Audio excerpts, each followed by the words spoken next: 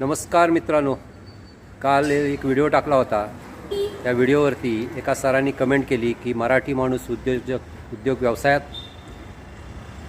खूप ॲप्रिशिएट केलं त्यांनी. मला खूप बरं वाटलं. तर मित्रांनो, मराठी माणूस उद्योग व्यवसायामध्ये मागे का आहे? तर याचं कारण जे मला समजलं आहे, की जे मला वाटतं ते मी तुम्हाला सांगतो.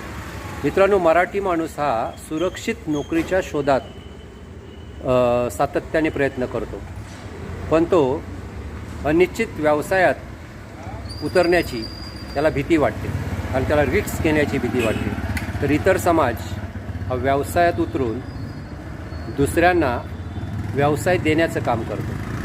तर मित्रांनो, आता थोडीशी परिस्थिती बदललेली आहे. पूर्वीची परिस्थिती वेगळी होती.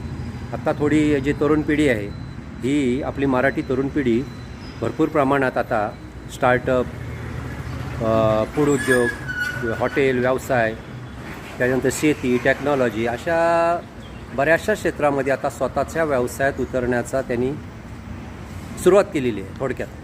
तर ह्याच्या आधी आपल्या समाजाची जी मानसिकता होती का सुरक्षित नोकरी म्हणजे परमनंट सरकारी, जे सुरक्षिततेच्याच अवतीभोवती, म्हणजे मी कसं सुरक्षित राहील, माझी नोकरी मिळाली तर मी कसा सुरक्षित. तर मित्रांनो, सुरक्षितता जिथे आहे तिथे फार मोठी मित्रांनो झेप घेता येत नाही.